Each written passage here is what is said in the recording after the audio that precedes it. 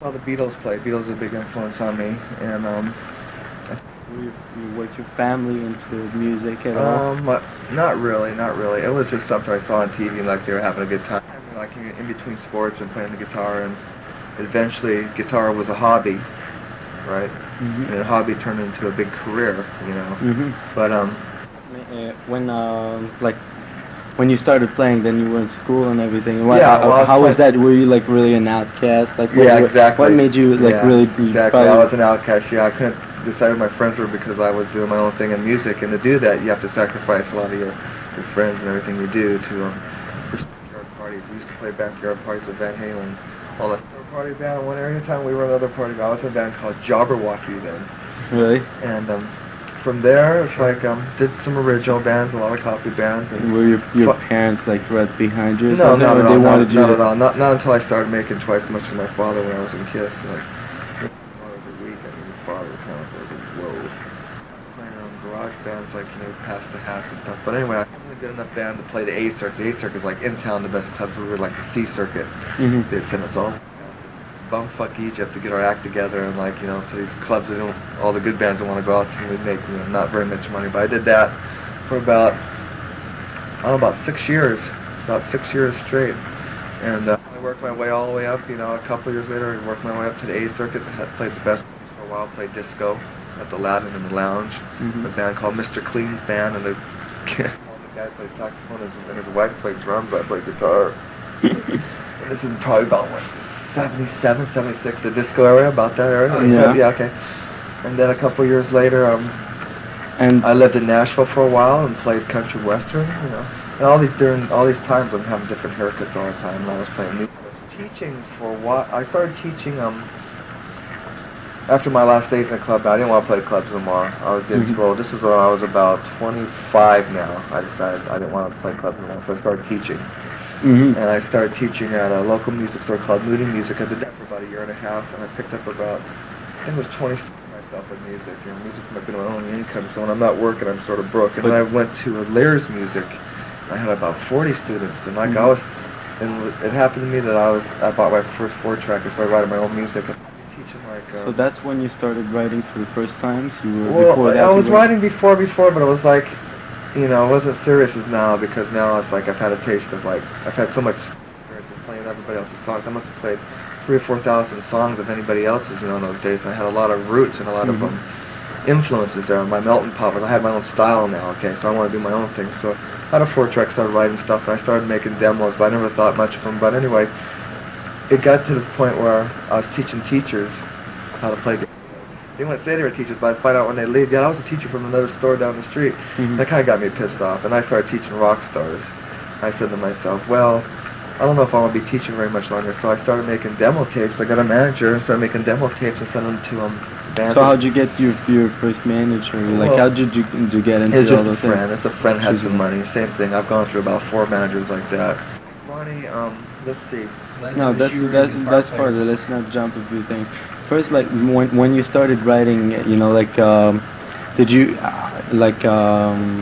well, obviously, like you learned with experience, you know The with stuff I was writing more. wasn't like, like I had a lot of commercial experience, but the stuff I was writing is like the Guitar Hero stuff. Like, I can play all these different types of styles, okay? You name the style, I can play it. Maybe it still is. And,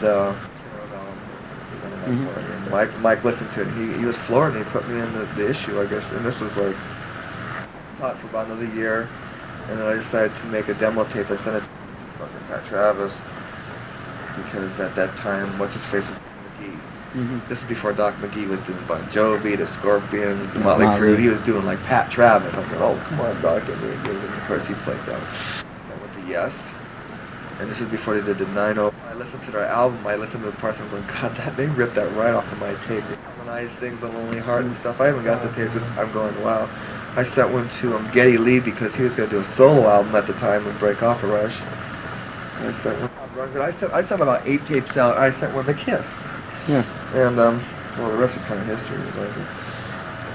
That was Mike Varney gave the tape. No, this is not Mike Varney. This was I was hooked up with Grover Jackson now. Yeah. So how'd you get up to that? Yeah, Grover Jackson had the ends with all these people to tell me who they like, who are the best. Paul would go, who we just fired Vinny. Who's the best 8 guitar players you know? And at the tip of his, I used to do seminars like at the NAMM show. I'd be the guy at the booth. It'd be say Charvel. This was before he had the big companies and he sold out to like another companies like little. All these people go by and be like me playing all the time. God, these guitars are hot. Look at that guy playing. That'd be me playing all them fast. You know, Paganini, Bettini runs. You know, before all these other idiots, Ingves came along. And I made a tape for Paul. I sent it to Paul. I guess Paul was listening to it in his bathtub. What kind of tape was that? Like it was he wanted just me to send 3 songs, 3 of my guitar playing. So I was in my little 4-track. I had an apartment down. I never had a Kiss album. You know, I never liked them. You know, so I couldn't even tell you anything. In fact, when I was teaching, I had a couple of my students like, hey man, if you have the new Kiss album, bring it in because I want to learn a couple of songs. They didn't tell me which ones are the cool ones or the bad ones. Cause I got an audition with these guys. They're going, yeah, sure.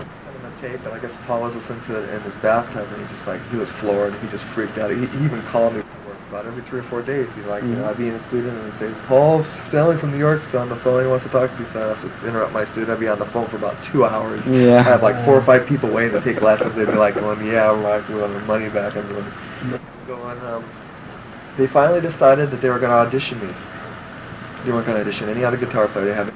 And then finally they found that's Slug, okay. This is at SIR in New York. SIR in New York. And he's going to stand up and he goes, yeah, you look the part, you look cool. I'm going, great, at least I look the part, you know, because I was tall, I weighed like 30 pounds less than. They're going to mold me, I didn't know they're going to dye my hair black, I didn't know they're going to pierce my, I didn't know they're going to change my name, I didn't know they're going to make me wear leather and boots, I didn't know I was going to live in Manhattan. But they had all this in mind, like when they're looking, yeah, you'll do the part. Right, you know what I mean? Yeah. So I'm going, okay, so we get into the SIR studio, and I guess Paul and Eric come in, some of the management and stuff. And ironically, like, they really didn't like the way I played it out because I wasn't playing with them, I was playing over them, like you know, when you have a drummer, like you play behind the beat or above, in front of the beat or behind the beat. Okay. They were always playing behind the beat. I was always playing in front of the beat because I'm. That's Kiss's style, actually. Yeah, behind the drummer. They wanted me to go, Mark, play behind the drummer, like lay back, because I was always playing in front of it. You know? But I always played that way, so it's like I'm playing behind, and they're going. A quick story at the audition, like, you know, it's like how fucked the audition went. You know, I'm playing my ass off. It's like we're doing you know, A-G-G, and I'm going it, and they go, no, you're not playing it right, Mark. And I'm just playing up and down, so I'm playing it like more staccato. But again, I go, Mark, you're doing it wrong. I'm going, how easy can here I am playing violin pieces, I can't even do this staccato, you know. They didn't like, I started doing pizzicato, I started muting the string, they're going, you go, Mark, we don't care if you put mozzarella sauce on it, play it like this. So right there I knew it's like, they weren't into like, even or any harmony theory or anything like that, you know, any of the fundamentals. They just like, it's worked for us this song, do it this way. So I was watching Paul, and I actually took my guitar, I lowered it as low as his, and I watched his wrist go up like this, and I started going like this when we started playing together. That was funny. And it worked. And I'm going, man, I felt like an 8th grade guitar player there. I'm going, man, I'm fucking, because I didn't have any technique, because when you lower your hand down, or lower your hand, go down, you don't get any technique. See, but as soon as I raise it up, see the stretch I'm getting here? See the dexterity? And when you go down like this, it's like, you know, it's like the thumb over the neck. You can't, and all the things I've been practicing all these years, I couldn't do it. It's like I might just play like this, you know, so I started doing that for a while. But they said, okay, we'll give you a call, and I was going to go to New York the next morning. I'm going to go back to California next morning. Yeah. I'm going, fuck, I blew this audition big time. Yeah. And you know, and I was all pissed off. I go, I don't need these guys. I'm better than that. I'm a better guitar player. They just didn't see it. They just wanted some puppet. And called me up in the morning before I took the plane. I go, we want to audition you again. I said to myself, I was in a rotten mood. Because in New York, it's just fucking pessimistic type thing. Yeah. So I said, I'm going to even be more outlandish. I'm going to play more. I'm going to go crazy. I started playing behind my back with my teeth and like, and, you know, all kinds of shit and just playing all kinds of fucking outrageous sequences of arpeggios and stuff. And I got right in the manager's face, started playing it, and it's like, they were just like, oh, God, you sound great and stuff. And it's like, they gave me a pep talk, and I just kind of like got this attitude, and they said, yeah, we'll give you, we liked it, we'll give you a call. About 2 days later, What songs did you do in rehearsal? They auditioned me? Yeah. Did they have one planned? What, Country Western, Stairway to Heaven? Just Yeah. a bunch of junk. Just a bunch of she's junk, in it. fucking Just a around with junk them, and junk. actually. The songs I learned off the records that the students brought in, they didn't even do. It's like they didn't even know them. Talking about people who, when they go in the SIR, it's like they don't bring their own instruments in, right? It's like I have my guitar practicing every night in the hotel. It's like, yeah, I'm doing business type of thing, you know. Not to put that down. I guess if I was doing what they're doing and how long they've been doing this work, I'd be doing the same thing. But for me, I was like, I'm just trying to get in tune-up practice every day. Yeah, it's all attitude, yeah. But anyway, they called me and they wanted me to band, so I decided, okay, I was going to do it. So I was living with a girlfriend. We were together for about 4 years, and I had my own place. So I broke up that relationship. She got married after that with somebody else. Sold my car, told my parents and my friends I was leaving, you know, in 3 days. I was there for like 8 months, you know, and then like the physical change came. Okay, you gotta dye your hair black, Mark. It's like your hair looks too like, you know. I cried about it, you know. And it's like I did it, and I like it now. I like, you know, the attitude I learned from it. So, but you know, but then I go, you gotta change your name. I go, no, wait, you're not gonna change my fucking name. We need to look at David Lee Roth, Eddie Van Halen, Jakey E. Lee, Mark Norton. They want to like, here's Mark St. James. No. And it's like they're bumbling for a while, and all of a sudden, like, the next day, they had the name for me. They came up with the name. It wasn't my idea at all. Mark St. John. I go, fine. Okay, fine. Mark St. John. Going, fine. No. And it's like, man, you can't wear a t-shirt, jeans, and tennis shoes no more, Mark. Got my ears pierced. Started Gene bought me my first pair of leather pants, just like he bought David Ross' first pair. Yeah, Mark, I bought David Lee Ross' first pair too. Okay, here's, you know. Oh God, here I go. You know, after being a surfer in Newport Beach all the time, you know. Yeah. Because one at the beach is right down the path. Like, it's just insane. I mean, it's like, I was in a... How old were you, like, I back was then? 27, going on 28 when I was in KISS. So until 27, mainly nothing like except the guitar. Yeah, well, I was lessons, teaching a lot. Like teacher. Fuck, I must have taught 1,000 students how to play guitar. I was teaching 4 days a week and had like 12 students a day. You know, in their increments, half hour and hour increments. So if someone didn't show up, that was my break where I had to learn for another lesson, or like, you know, sleep, or like you know, go get something to eat, you know, because it'd be somebody back in the next slot, you know. So if I had a bunch of slots that were open, those were like fucked up, or you know, or I'd be going all the time. Students had to make up, so they'd come to the house.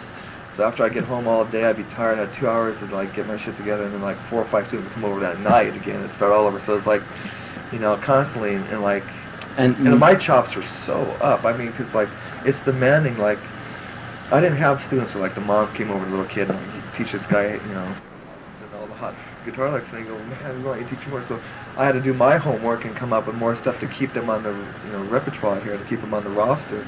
Otherwise, I just go, fuck you, find somebody else, you know. Because I was charging in those days, I was charging on, what was it, 4. You yourself, you took lessons, probably. I took theory lessons.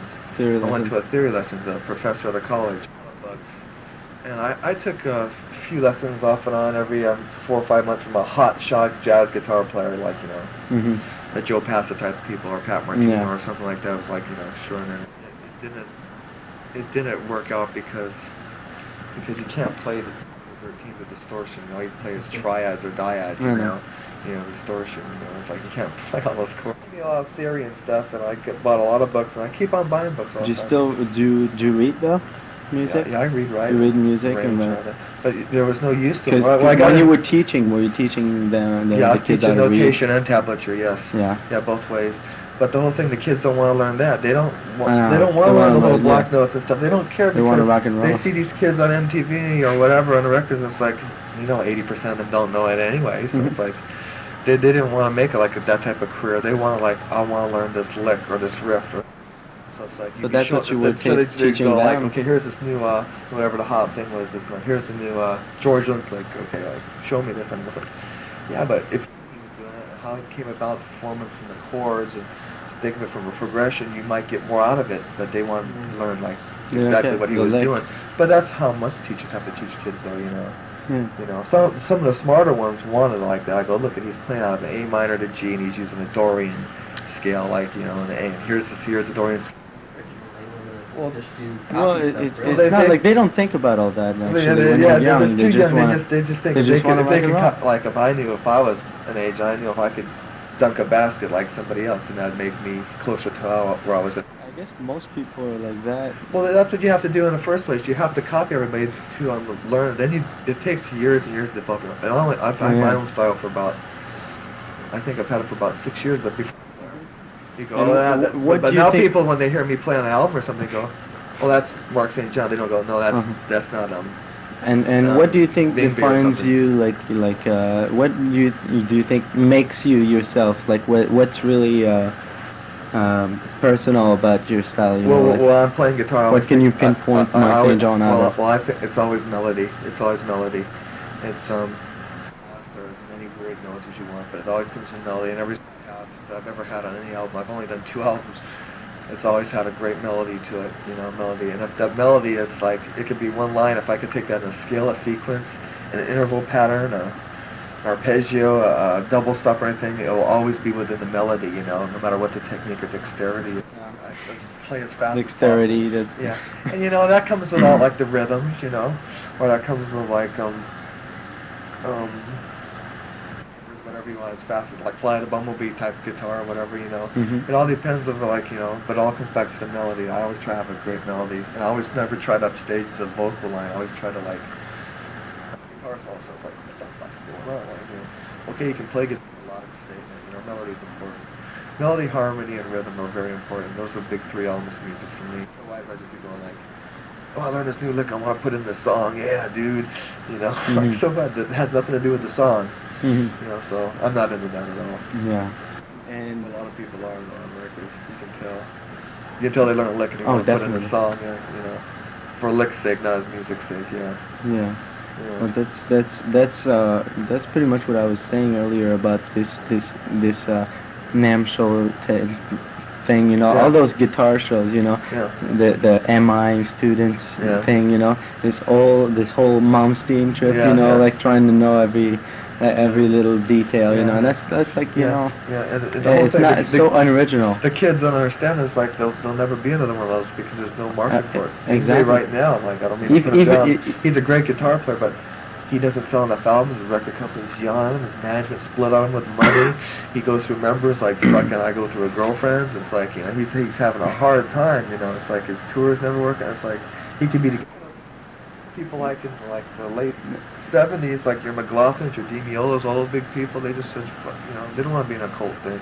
They just can't do that. It's like, Well, get away with it. I wonder if he actually does get away with it because he's known by most of the people that are into that thing. But I don't think on a wide scale he's selling, and I don't think I don't see normal people dancing people that go dancing No, you don't by dance to that type of music, so it's like It's just musicians, really. But yeah, what I guitar want- players, want not even musicians, to get guitar back- players. Yeah. to get back to what I was so then like you auditioned for Kiss, but it pretty much worked. Then you went to New York. It started to change you. How did they come about to that? Like did they simply tell you you're gonna have to do this because of a contract, or was it? No, I hadn't even signed the contracts then. I was in the studio recording the album. I didn't even sign any contracts. It's just like, but they were still giving me my money. I lived there, so I stayed at the Milford Plaza for about 6-7 weeks. And I couldn't stand. This is right. It was like 24 hours of Vegas porno. Get a place to live here. So they had a broker. They took me to. I can't live here at all. This is not happening. You could outside and get out of the taxi and just look at the neighborhood and let the people hanging out in front of the building. I'm gonna get mugged and raped here. So I finally found a place on 80th and 2nd, and it was expensive, man. It was like $1,400, $1,500 a month. It had no garbage disposal. It didn't have an elevator. It was a pre-war building. It didn't have no air conditioning. Didn't have any AC in the bathroom. And we were paying that much. Yeah, for we're it? paying. Oh yeah, It's yeah. like Yeah, this is a nice part of town too. right. But here's one better, my Sublimited, and I'd stayed there for about 7 or 8 months, I think. And every day when I come to the studio, I'd come home and work on my roughs, because Gene and Paul would work in the same studio. Right. Gene would be over at Hit Factory, and Paul would be over at Right Track. And when they needed me, it's like, Mark done yet? Can I use Mark? Like Gene would call Paul. Paul would go, no, it'll be done in 2 hours. And I'd get my guitar, get out of one studio, walk over to another studio, okay? Studio, Hit Factory is right across the street from Studio 54. It's on 54th Street. Mhm. And Ride Track was on the Main Street, 48th Street, and 7th, I think, over there. Mhm. Music Row right there. They have all those music stores right there. Oh, yeah. And it's upstairs, yeah. And I'd go back and forth, you know, doing the roughs, you know, laying down guitar and then going back here. And I'd be from 11 in the morning to about 2 or 3 in the morning, 2 o'clock maybe. And I go home and practice some more on the roughs. I get up at 11 o'clock. I did that for about 2 weeks straight. And I was Mhm. just burnt out. Probably. Yeah. And so like mainly was it like very subtle that brainwashing thing they did on you kind of? Well, You know, well, it's not really brainwashing. well, it's just like, you know. Well, Conditioning. well, many Yeah. a times they wanted to fire me just for stupid stuff like, you know, Really? you can't drink that, you can't eat that. Really? Don't talk like that. Don't walk like that. Oh really? Don't walk behind them people. Let them walk behind you. It's like, oh yeah, Paul was always like that, and Gene was always going, can't eat that, can't drink that. And I'm going, I'm not drinking celery juice like you, dude. or you know, whatever, you know, or you know, have bran muffins in the morning. Go for breakfast, you know. It's like, you know, I'm a kid, you know. It's not like, you know, because they've already had all their they've set their ways. I guess they went through the whole drug thing. Not that I was on drugs, but the whole drug thing and the whole business thing, you know. Mm. About after the gigs, everybody's backstage passes. There was never no backstage parties. We got the wardrobe lady gave us our bathrobes. We got in the limos. Limos went right to the hotel. We took all our sweaty clothes off, put them outside the room to pick them up, and all of a sudden it's like the other guys went to bed. And I'm going like, okay. You want to party? It's like, okay. I mean, I'm like, you know, here I am. Okay, this is real boring. Let's You know, get some 20,000 rest. people you play for, and it's like you watch everything on TV, and you have 4 empty walls. It's like, what's going on? So you go downstairs to a local bar, and nobody knows who the fuck you are. Nobody cares. And you want to go out in the city, wherever city I was in at the time, because you know, something happened to me where the $1 million machine would go, you know, turmoil. So it's like, you know, go downstairs and like, you know, get bored and go back upstairs. And I was in my contract, I was allowed to do drugs or drink. I'd be terminated. So I never really got fucked up at all. You know. Mhm. And plus, at this time, I was still sick. You know, so it was, Mhm. like, it was like a double-edged sword. Like, you know, they wanted me to be a certain way, and I was sick. You know, it was like, and then I wanted to be myself. I couldn't. It was like catch-22. You couldn't get, you know, you couldn't make any waves with like. Were you sick like from that sort of lifestyle? I was sick. The whole thing is I did the album. I finished the album, okay? And it's like, You didn't know I finished that- the album. This has been I've been in New York for about 5 months. Yeah, no, maybe 6 months I've been in New York. I go, man, I am homesick. I have no friends in New York. I want to come back to California. And they go, no, you can't, no, you can't. So finally I said, okay, you can go back for 2 weeks, then we're going to Europe. You know, for the big tour. And I'm going, great, you're great. You know, because I was going to come back, rehearse with them for a week, and then I'm going to go back to Europe. Okay. Came home here. One morning I woke up and my hand was swollen, and they couldn't believe it. They were freaking out. They were just, yeah, I came back home and I haven't seen all my friends and like we're having a good time. It's like, oh Mark, we're glad you're doing this and everything. I'm going, yeah, it's really cool and like, you know, I'm partying and stuff. You know, I haven't seen all my friends and stuff. And I woke up one morning and my hand was swollen. I didn't know what was wrong. I thought it was like some bumblebee bites or something. I went to a regular doctor. He didn't know, so I waited about 4 days before I called him. You know, I thought maybe it'd go down. You know, because like I can't call him and go, hey man, what's wrong with my hand? They freak out. So finally it kept getting worse, and I called him and I go, talk to Paul. I go, man, you wouldn't believe this, man. My hand is swollen. I don't know what it is. I've been to a couple of doctors. They don't know. He was freaked out because, I mean, he just did the album. It's gonna be out in the stores in a week or something. It's like we're going on a world tour. And like, I go, my hand's messed up. I don't know what's wrong with this. So he's freaked out. He calls up a hand specialist in Beverly Hills. And so I'm going out there. I'm like, you know, all the movie stars, and they're looking at my hand and stuff. And I went there like 2 or 3 times. So finally, he puts me into a cast. I'm going to a cast. I'm in a cast for like 2 weeks now, okay? And it's my fingers are fucked up here, but I'm in a cast. And so he took it off, and he didn't know what was on. So I went to like an orthopedic surgery, and that's what the bones now we're talking about. He did all the same tests and did stuff, and then nothing. And then I went to a neurologist These are all the people in Beverly Hills. They're paying for it because I got 80% insurance, like 85% insurance doing all this. And this is great, okay. Mhm. So I went to a neurologist. He's looking at all my veins and my nerves and stuff. And now it's in my lower back and my kneecap. I don't know what's going on. I even went to acupuncturist and an allergist and fucking psychologist. I mean, it's like psychiatric And people. they couldn't- So I finally went to a rheumatologist, and he goes, "You got arthritis, buddy." He took me right there and put me in a wheelchair and moved me to the hospital. And I was going like, "Oh, great." So it's like, Bye. yeah, so I'm going, oh, finally after all these assholes, 3 weeks now, you know, of all these other people that, you know, cost so much, they didn't know what was going on. And the rheumatologist told me I had arthritis. I'm going, great.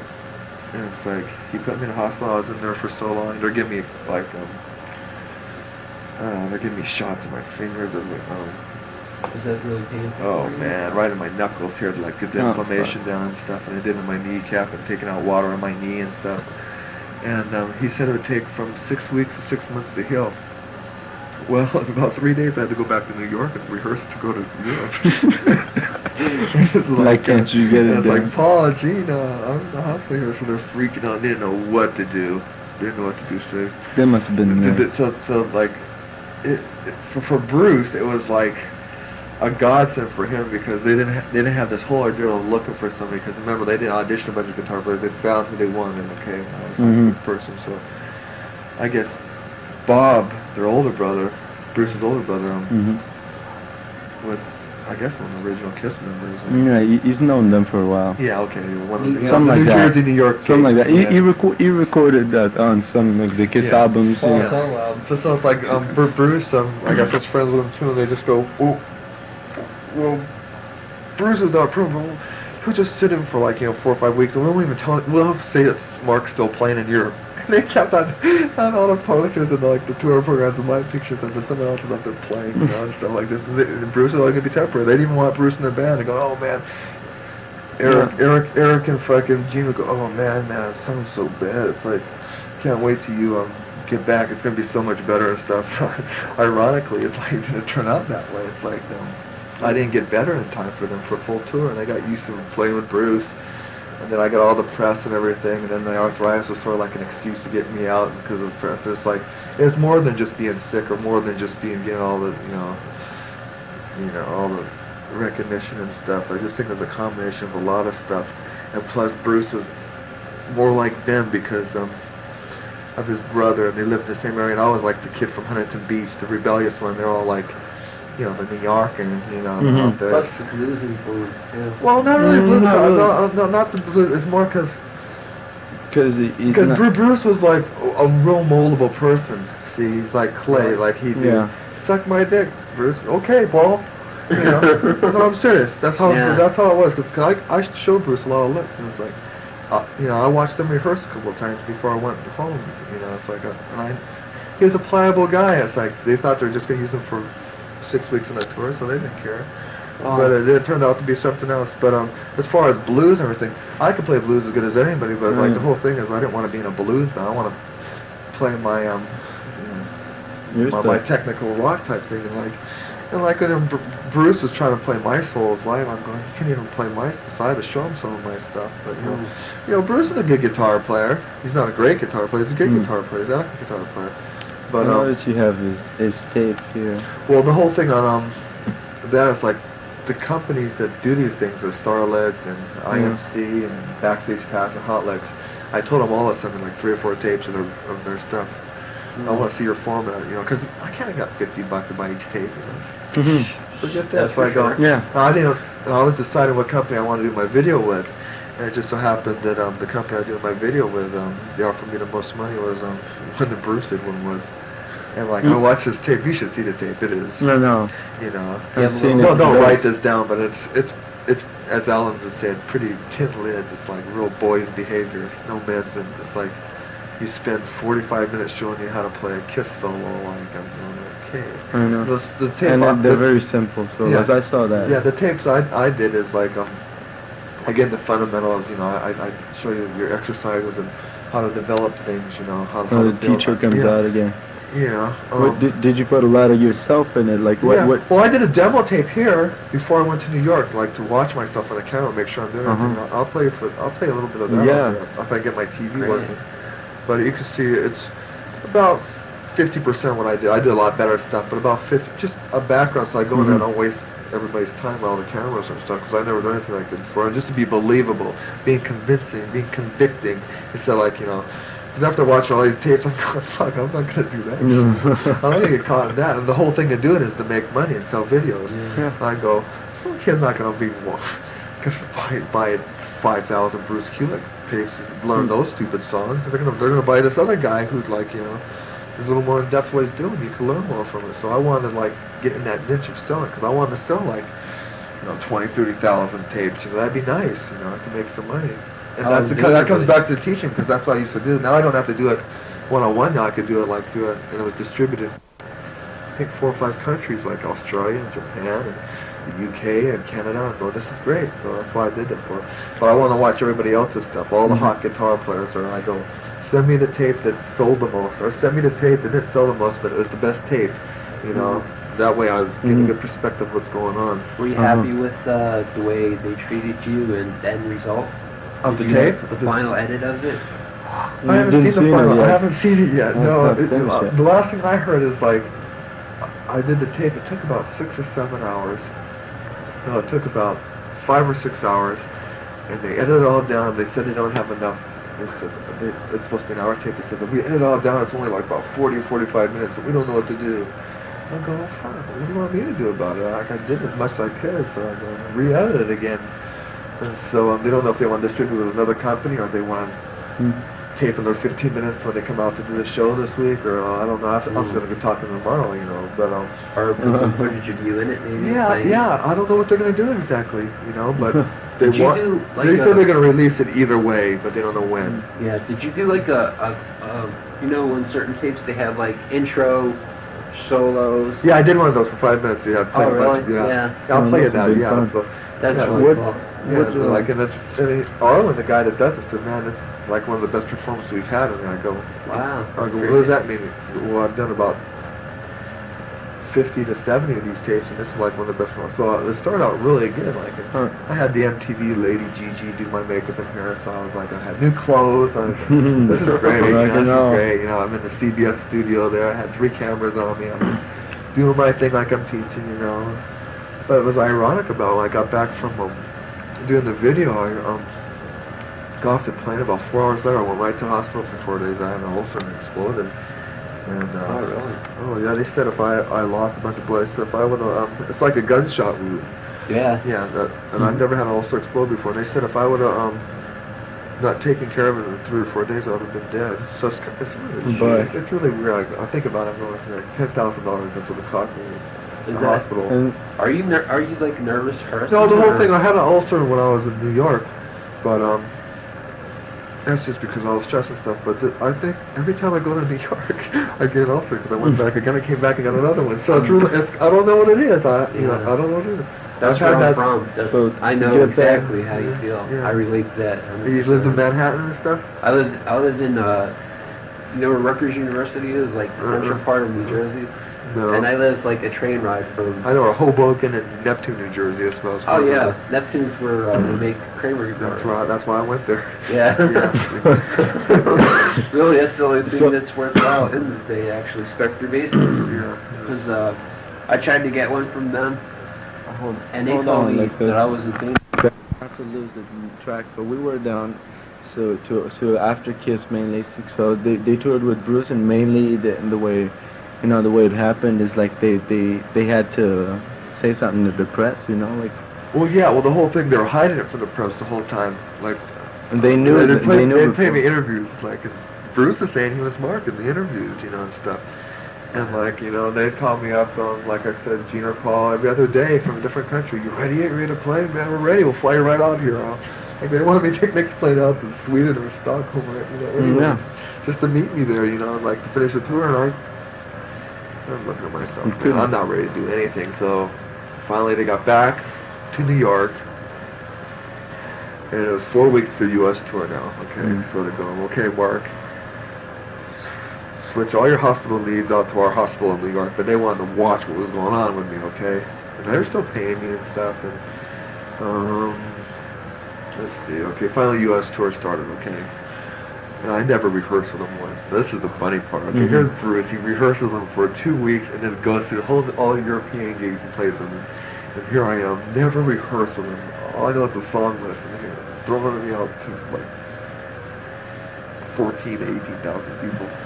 So Bruce would play one night, and I'd be watching him. Mark, just watch what Bruce is doing, where his moves and stuff. Because we worked to South a couple of months before.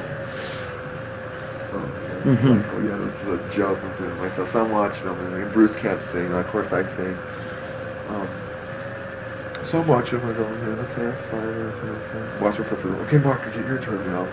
Never rehearsed them out there, like, 20,000 people Mhm. playing the whole thing. I was like, and they were like freaking because I was like, I think I was overperforming. They wanted me to like play behind, like, when I came to my guitar solo, I started doing spins. Another guitar solo, I started playing with my knees, and I started playing behind my back. And another guitar solo, I started playing with my teeth, and it's like, I was showing them up. And like, they were freaking out because when I do this, you had like about another 15 feet out on the stage, and they'd be singing. And I'd run in front of them, right, and start doing it right in front of the crowd right there, and they'd still be singing. I'd be doing this like 10 feet from them. And they were pissed. Like, man, I'd do my solo, I was like, that was cool. I rode back, and they'd grab my hand. I mean, they'd grab it like so hard. They go, don't you ever do that again. And all these people were screaming like, and like kind of like, throw me in the back of the stage. I have to sit in my own place. Mhm. But not me. After about 5 minutes, I start running around up and down here. And because they had this big stage, they were using it. They like Paul did a little dance and Gina did this thing, but like I like to run up and down. And here I am, still with arthritis, mind you. Mhm. You know, and still playing their songs, and like, and like when I was done, I'd be limping along. My hand would be swollen. I'd use hot water for an hour and cold water for an hour. Take medicines and shots, cortisone shots in my knuckles and stuff. And then Bruce would do a show, then I'd do a show. And I got sick of it, like, oh, who's playing this show? I got kind of like, attitude. I go, well, it's like, Bruce's. I'm going, fuck, I got sick of it. I got sick of the whole thing, and that's why I started giving lessons to the guys at Queensryche and the other bands we built on first. I just got bored. I didn't even watch the shows anymore. Because I felt like, if they're either going to have me or him, like, I didn't care. And one day we decided to keep Bruce. And we go, okay, fine. It's like, I guess they got used to that, and they didn't want to compete with me on the stage thing now. And now the reviews are happening. The album was doing good. It's like, it's like too much. See, they wanted someone they could control and mold in the back, like, Vinny or something. And here I am, like, it's not the Mark Norton band, Mark St. John band, They wanted, so with that in mind, they're going, the best thing to do, because he has a medical problem, we'll just like kind of like slip him off the side. And that's what really happened, Mhm. And depressed me, like I could never play again and all this stuff, Were you happy though? Yes and no. There's so much bullshit involved. Like, I like to go, we don't even talk. But what I hear from people who are close to the Kiss people all the time, I'm on the best terms with them with everybody else. Because I guess who are the two first guys? The drummer and the guitar player, Ace and I heard they're on terrible terms with Gene and Paul. And then Vinny, they can't stand. Yeah, no. Well, yourself, what do you think of Vinny himself? Like, It's so funny. I met Vinny. I was in the recording studio with Alan Holdsworth, and he was doing them road games. When Eddie Van Halen was supposed to produce, but he fucking told Eddie to get fucked, idiot. And Grover Jackson brought in. Grover Jackson brought in a friend of his, right? And I'm there with him. Jack Bruce and Jeff Berlin, Holdsworth, a couple producers, and I'm the one that's sitting balance guitars and stuff, and Grover's basses. And Grover brings in this really slob-looking guy, like, greasy hair, and like, hasn't shaved. Sort of like what I look like right now. With those belts wrapped around 8 times, and like, looks. I don't want to say it looked like he had AIDS. I won't be too in the magazine, but some scum. And Grover goes, yeah, this is the guitar player at Kiss, Vinnie Vincent. And I was back there, all of us are like jazzers. We're going to laugh. laughing with Yeah, him, right with an ass and stuff. It's so ironic, though. The first time I met him, and he didn't know who I was, that ought to replace him. And you know, when I met him once. I met him once at the NAMM show, I think a year ago or 2 years ago. And I said to him, his eyes got so big, I goes, I remember you. I go, yeah, it was me, yeah. He goes, I remember you. And I just sort of ironic because I go, yeah, I can't I'd replace him. And like, I'm not in the band, though. He doesn't even have nothing happening either because his life's all fucked up for him. But I talked to Mark Sutter about 2 months ago because they're going to get a new guitar player. They got somebody else, but him and Dana said all kinds of stories about what was going on with him. He lost his management, he lost his record company. And so I fucked up, I guess. I don't know. I guess he's off as bad as I am now. I don't know. Fired them. Yeah. Maybe it's his house is bad. There's so much from him. Yeah. So I've never met Like, I've never met Chris. Is that his name? Chris? Peter Chris? I've never met he's a guitar Ace. player. I've never met Ace. I've met Peter, I've met Danny, but I've never met Ace. because the way you're telling me about this, and I know about Vinny's, like, thing in Kiss, and it seems like, they just got out of Vinny, which was pretty much an overpowering guy, like, Exactly. and They didn't want that for me. and they were probably scared that you would do the same thing. Exactly. Well, like we're in the studio. Right? We're in the tracks, I think. This is when Gene wanted to be a movie star. His first movie, right away on top of it. He was in the studio playing the bass, dude. I played half those tracks. No one gave me credit. I had blips over here from bass tracks. And he'd be on the phone for Kenwood going, how you doing, Mark? How's those bass? And I know you can play bass too, Mark. And this engineer would hold up to the microphone. That sounds good, Mark. Well, gotta get back to my movie now.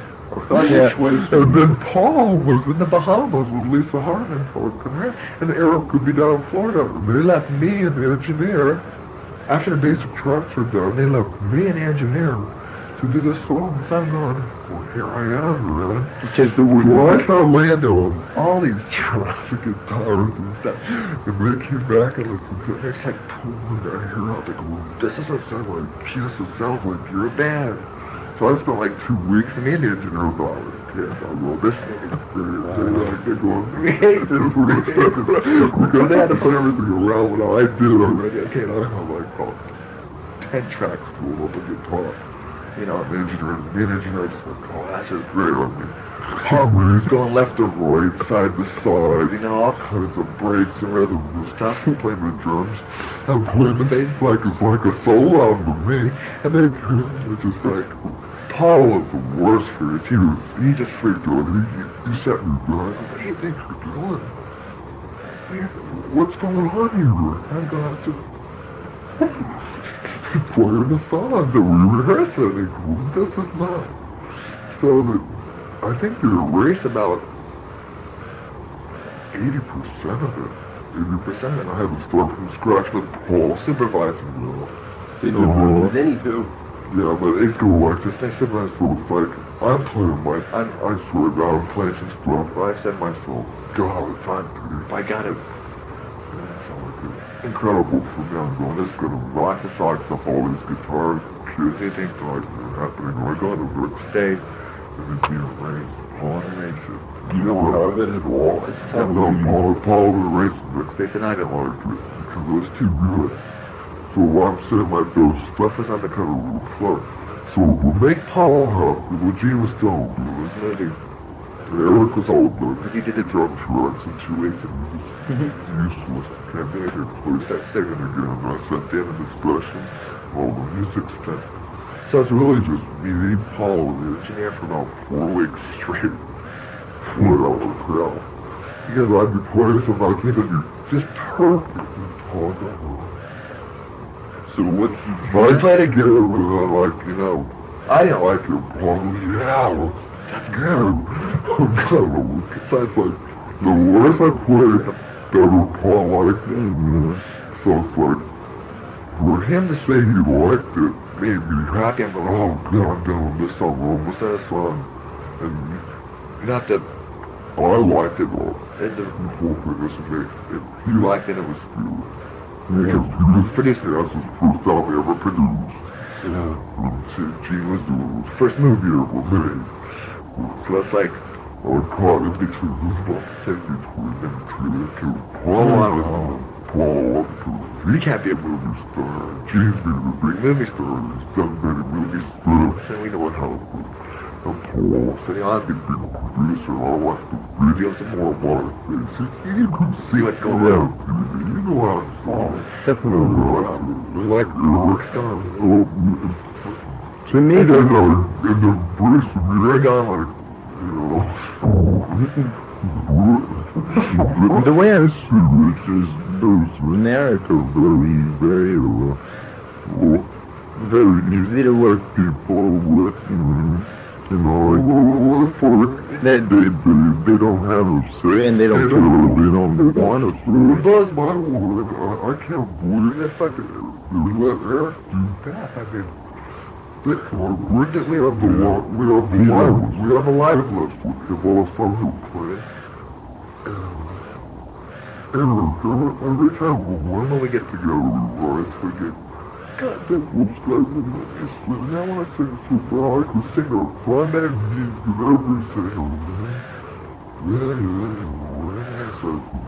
oh, that's what sure. How long was he had to the bill? 7 years was the man. Yeah. Let him sing a song on coffee and lunch.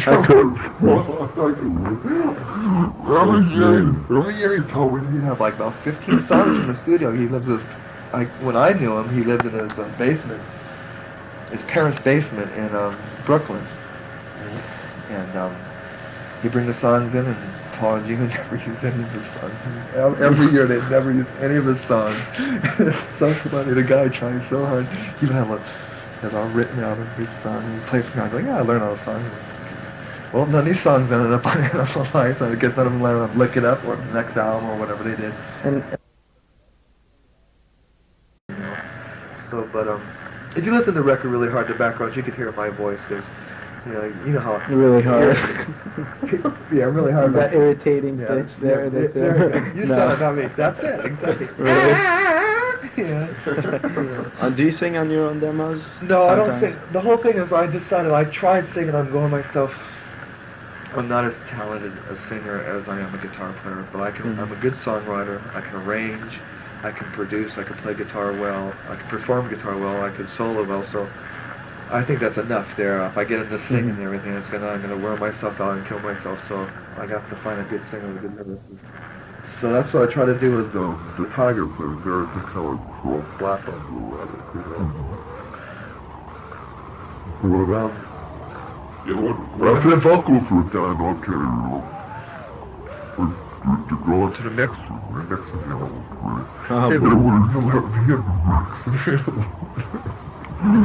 Come on, you just stay out these 2 weeks. They wouldn't even let me listen to the stuff like. Because I mean, no. Well, that part, well, some parts that I laid within the mix, I put 0 to I spent 0 to I spent days doing this. Going, or here's where's all this stuff? I mean, they're tweaking everything else, I hear I know that Lewis is more, but this is ridiculous. I mean, like $250 an hour in a studio. What do you guys do? That's really expensive in those places. Then the lowest bills, we ran up with $1,000. How about the writing? The writing part, really, well, Paul and Gene write with co-writers. One thing is, Gene and Paul don't work together. They never ran a song together. I guess so. I hear when I got in the band, like 8 years. So in the Animal Always album, all they did is 4 songs. Gene did his voice, Paul with his 5 songs, or 6 songs. Gene did his 4 or whatever. And Gene had 2 or 3 co-writers. Paul had 2 or 3 co-writers. They didn't want to. And how did they work Could care less about my songs or her songs. and how did they work with co-writers? Right? Is it like He writes how do I the work lyrics. with that? No, how did they? Did you have Oh, an idea? that Desmond Child, he would, he gets him and that faggot would get together and come up with some music or some words and just split it down half for half, no matter who did the work. When Courtney Desmond did most of the work, believe me. With all the hit songs written for the last couple of years, I'm sure he did most work and Paul said, Jean Devine, another one, he has, Mitch Weissman, Rich Weissman, exactly, I think they all got half of it, so I think Sean, who brought the girls on board for Paul, and I was in the whole through thing of writing too, and I wrote a couple words for him, and give me credit, of course. no. And, the Herb was on fire with Grossman and Weiss. The 2 or 3 was Paul, the Gene Hill, and, they didn't even trick me by it, so I have a lot of songs and stuff, but I guess they wanted, well, I signed contracts, they didn't want me to have any, publishing or sub-publishing. They didn't want me to have any royalties or anything. They just want to pay for your salary, they didn't want me any money, the merchandise, and it's like they wanted everything. And they got everything, But it's so fucking ironic because in the next album, Bruce gets on the album, and he writes Bruce songs or something. I don't understand. Don't understand. Yeah, if you get a little piece from them, what? I didn't write any songs. They won't let me. I played on all of them. And I arranged a couple of things. I sang them, but I don't get any mileage from it. So you get them. You got played with a flat rate for recording, maybe. Or Yeah, on salary. no, it was only your band's royalty. Didn't pay you more. Pretty much, yeah. Well, there's triple skill in the studio, but the whole thing, you're per diem and garbage like that. I just got my check every week. How much I made a year, And then, so like after that, so you left Kiss. Then Then what happened? Let's pull it forward. What's the OJ song? Was it really? Money? Yeah. What was it? 64? We had Ted Templeman produce it then. Yeah. No big guess. Mm. Truth is that, So as I was saying, after all that, after the touring thing, where you did a few shows here and there, I then did they told about you, 4 or 5 shows. then they told you like to simply They said we decided to carry on with Bruce, and at this time I was so pissed off saying who's gonna start, who isn't, My health wasn't getting any better, and it was like I was like a circus on merry-go-round because my whole life was like I signed a 5-year contract and my health, and someone's trying to replace, someone's trying to get my gig instead of myself, but at the same time I'm just going to say, shitty, they can't hire this guy. It's ironic. actually Yeah, they did. But only because of when I got the play, I pulled out all the stops. I mean, I fucking get it. I started be playing like this, and I'd do the down back, right? Like, you sitting here on me, right in front of the stage. I'd pull out all the stops, be running around and stuff, and it was the killer arthritis and stuff. They didn't dig it at all. They're going, I think maybe some of the management go, hey man, this guy's doing too much, man. And the Bruce, Who's managing back then? Move over there and you run over here real fast. I'm like a puppet, Oh, what And Ben who was wanted to managing do, that then? You could see that. Howard, Howard Marks? Howard Marks, exactly, yeah. And so, was it, big did you have time- a lot of input in this I don't know. They had a big office I used to go to all the time. They had a bunch of people there. It's like, They had a whole floor on Madison Avenue and Pretty much a business. a big business. Yeah, I think it was. Yeah, but I heard they dumped on this guy. They have a lawyer now. Because we were managing at 655 minutes an hour. Exactly. For years. Exactly. I remember. That's where I used to go. In fact, that's where I made all my loans and calls. I couldn't afford it in my apartment. I'd go in the Hard Mark's office and put my feet on the desk and make my calls. But one section was all the secretaries and the other section was all the artwork. Next section was all the lawyers and business and big conference room with all the. They had a room. Both of these rooms together, each side is a platinum gold album all right. You know, it's a typical rock star haven, you know.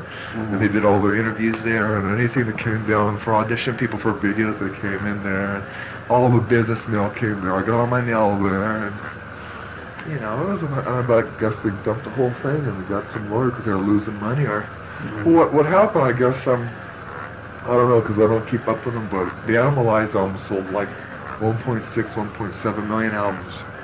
And then the next album sold about 1 million. The next one sold about 1 million.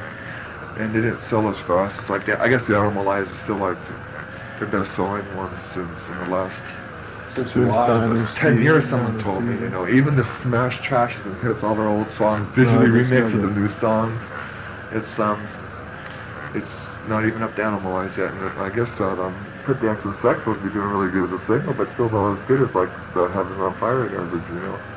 So I don't know what's going on exactly, but And so like then, so you left. What happened? And so you came back to California. I came back to yes? California and You had some money saved up, I guess. yes, for that. yes, I had a lot of money saved up and had a lot of people who wanted to put money into me. But I wanted to take time off and reflect on what was going on because I just went through a lot of shit the last 2 years. It's just like I didn't want to just get right back on the boat and just start.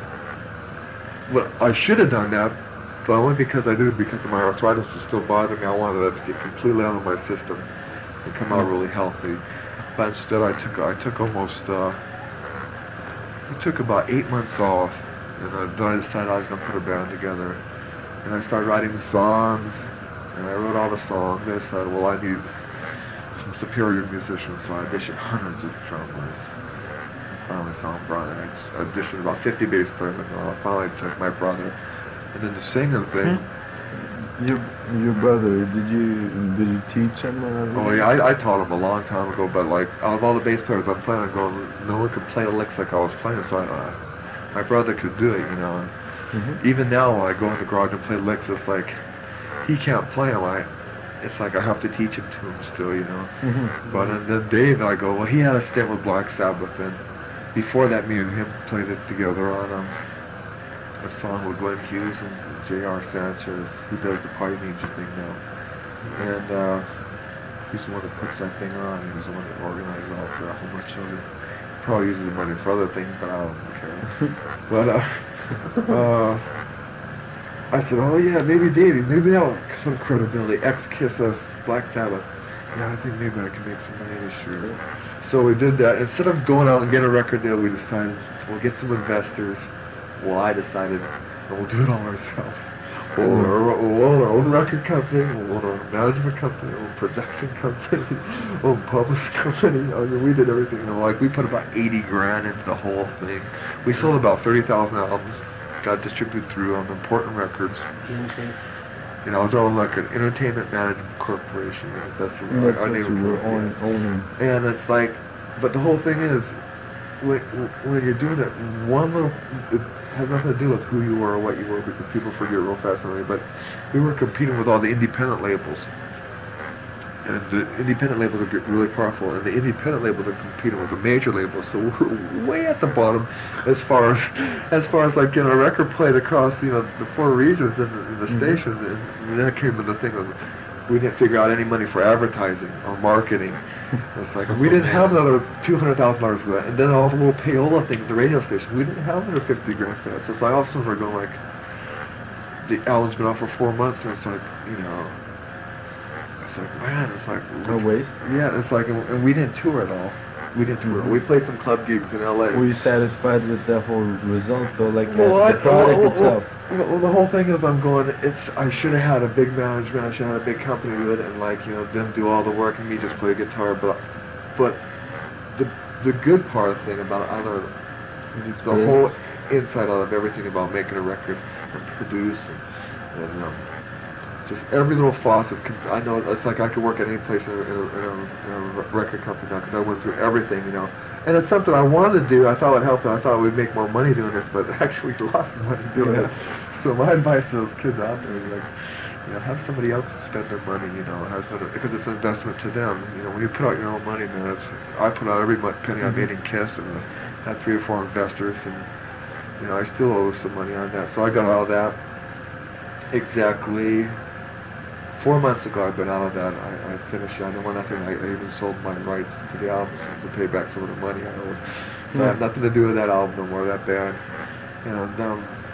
I've been writing a solo album now.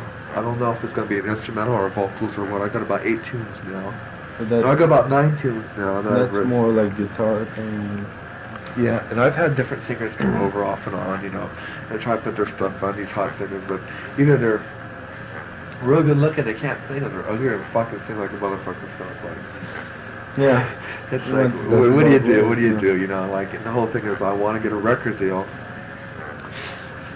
so I can support the band, because I'm not going to put any money into a band again. It takes too much money. I have enough problems of my own, so what I'm going to do is try to get a record deal, make the demo the best I can with a little studio, have that in the garage, that 8-track, and do it the best I can, and shop it. If I get some interest, maybe I could do like a tour of the clubs across the U.S., if they could support that, and maybe do a video real cheap, or give me a cheap record deal to put the record out, and have them do the whole thing, so I don't have to... Yeah, but I think right now, that's between you and me, I know a lot of people in the record companies, and what they're up to right now is they want the band like totally united form. They're like the solo thing.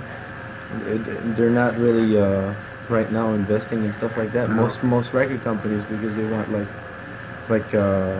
something that'll last, especially members. Exactly. This the whole thing is like, how do you keep 4 people together? Like say I got, for instance, hypothetically, I know this guy's a great singer, but I have to move him out from Ohio. He has to stay at my place, has no job, a car, no money or something. And they're like, if I want this other bass player in LA, it's like commute over here, practice all the time. How do you keep these people interested in other things to do a project like that unless you have something to keep them glued together? So I'm going to go through the other way. I'm not going to have all this band together and like starve together and then try to do the club scene, because it's so hard after playing, big concerts and doing what I've done, and like to go to Gazzari's and play or something. I might as well shoot myself, It's like, so I have to look at it from a different angle. Yeah, of course. Really, Oh yeah, and it makes me look like, the way you can... I'm fucked up somehow. The way anyways, we'll talk about that after, because that's like more like I don't want to get into giving my own personal opinions and all that. Well, so like mainly, so you did that project, you invested it all by yourself? I spent all the money I had in 3 years on that, and a lot of other people's money. And it's still selling record. I think we sell like 900 albums every three months, and for something that's never been advertised in any magazine or never promoted or no marketing. I mean, it's all because of the Kiss buzzword. Well, there's one thing. Kiss has this kind of cult status with fans, and all them fans. Anything that they can do with Kiss. Yeah, anything that has to do with it. Exactly. Probably that part of the family thing. Yeah, exactly. Yeah, we sold about 3,000 records in Sweden. I don't know how the fuck we did that. We got distribution. Sweden has the Kiss Army, the biggest part of the Kiss Army. Yeah, we got a distribution deal out there. We've sold like 3,000 records out there. It's like, that's unbelievable. Wow. It's funny, all the records we sold are like mostly back east. Like in California, we get so fucked up. In fact, in California, like I was so close to the program director of KNEC before he left. And I was close to most of the DJs. And it's so political. Here I am, homeboy, and like, I couldn't even get my record fucking played on that fucking station. And and the ironic about 80% of the stuff they play on there is just garbage. But it's like, does the independent companies go, well, here's $3,000 this week, and we want you to play these 4 bands on light rotation. That's how it works. And here's a major band. Here's like, okay, it's $10,000 this week, and you got to play these 10 bands, you know. And so these companies are fighting over, and here comes some little guy like me. Yeah. Hey, I'm the whole way. I wasn't getting the Where's your money? What money? It's like, I know. so you can't play and it. they got people like Warner, you know, and It has on nothing to do the with talent heavy now. rotation. It's nothing to do, yeah. Why not? Exactly. Nothing to do It's with just talent. pushing singles. Exactly. It's all marketing. Marketing. That's what MTV is the same, Exactly. but with TV. Exactly. So And you have to have a big company behind you. And the big Definitely. company was like my house. Well, so like, Mhm. you lose. and then since then, But I didn't you- know that you before that. You sold, yeah, but that's part of experience. Yeah, then yeah. probably. And since then, so you've been writing mainly, and that's and Yeah, jamming with the people. I've had a couple auditions with some major bands, but I went down there and it's like the management is fucked up, or nothing's guaranteed and nothing's Mhm. happening. And I still got some auditions for some. I went to New York and auditioned for a couple of bands. But like, I'd like to do another gig like Kiss, because all the experience I've learned, I think I treat it different, you know, just like, Mhm. treat it as a job or something like, this is my way to get somewhere, because the business, I was talking to Wayne Shore, man, it's such a fucked up business. I mean, it doesn't make sense. The business doesn't make sense at all. You try to make sense of the whole thing, and you go crazy. It doesn't make sense. Probably why I like the business so much. You try to think of like, what's gonna do it, and you see someone who's played guitar for like 4 days, and he has a #1 single on TV. You go, Mhm. it doesn't make sense. Nothing makes sense to me in the No, business. That's probably why I like it so much. To me, I think what a lot has to do with hype and with selling a product, you know, which is, you know, actually the rock and roll thing is not only music. There's a lot to do. Yes, I know It that. has a lot to do Yeah. with the rebellion Yeah. and the young Yes, I know, teenage stuff. Yeah, I know that. And I guess, you But know, the- like, but even everybody's- if you don't play, you Yeah, know. but everybody has the, you know, the hairspray and the puff haircut. Everybody has Eddie Van Halen. Like, everybody, like, you know, has I know. the Marshall stacks. Everybody has the attitude, like, fuck teachers and do drugs. But then it's No. Yeah, it's true. There's nothing original coming Everybody out has of the it. girls in the video. I mean, but at the same time, what makes them different from the people who, like, spend so much time, like, I've spent so much time in my trade, and it's like, I've done more than probably a lot of people ever do in a career, but maybe it's as much as I'll ever do. What I'm trying to say is, like, it makes no sense. It's like, you know, I try to figure it out, and I just can't figure it out. It's like, you know, But- I guess only because I was in one of the biggest bands in the world, and I tried to do it all myself, and like, and then when you're really in the industry facing, it's like, you know, I looked at it from 2 different angles, and I still can't find myself. Now I'm thinking of another angle now doing it, like the solo album. and stuff. Mhm. Are you happy But- just playing though? Do you? I haven't you know- played live in a year. Mm, No, I mean just like playing guitar, like no. you know, just as you are I here, guess as you're his sitting goal- here, and you pick it up. I mean, No, like- What you do you mean? Like, I guess he wants to know what your goal is. You know, if you're happy just surviving playing guitar and having, you know, like going through the motions, or if you have a goal,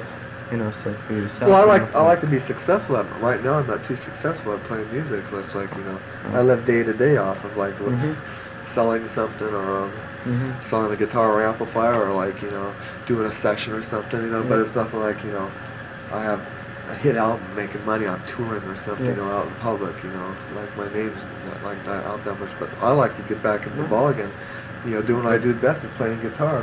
But the whole thing, like, I'd adapt to like a band or something like that, but the whole thing is like, there's only so much a person can do to prosecute themselves, you know, like, Yeah. you know, like, I'm not gonna dye my hair purple and wear a jockstrap or something, or, you know, like, but the way I see most of these bands, they do that. Like, I went and saw Michael Jackson a couple nights ago. He was awesome. I saw him Monday. I saw him Monday too. saw I him saw him at first the show, same yeah. show. And I was like about 20 feet from the guy the whole night.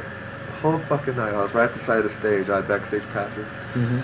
And it's like, I'm watching them, and I'm watching the show, and I'm watching the people. It's like, The people to didn't me, react. it was very good. Like, I thought, like, the band's incredible, the vocals are good, the stage show is good with all the, you know, the lasers, and they dress up as monsters in one part, and then they have the street fights, you know. Michael is one of the best Yeah, performers best I've ever performers. seen in my But at life. the same time, it's like, the audience was like, you got this little kid, and you had these old people. They weren't like people like me or you there at all. Not at all. Okay. Not at all. And the they're like- audience was shitty. Yeah, Sitting like down the for audience, some like songs. he'd do a big hit you hear on MTV, and there'd be. Mhm. I mean, after like an Ozzy Osbourne song I heard a couple weeks ago, like Mhm. people go nuts. I'm going, I don't understand. I know it's totally different It's like audience. Japan. That's what I like about the rock and roll audience, which is more of a raw feel and more of a very expressive thing. And then the Michael. It's like the outcast of the whole society. Everybody that's kind of, you know, that goes to school and Yeah, that's you know exactly. as And the different. yeah, These guys, those are the exactly. ones that are rowdy and they're like, And "Oh, it's just like crazy." like you can see the fagism on stage with him and those dancers because I was so close. I could see things other people were seeing, And of course. and it's like when he stopped between songs, it's like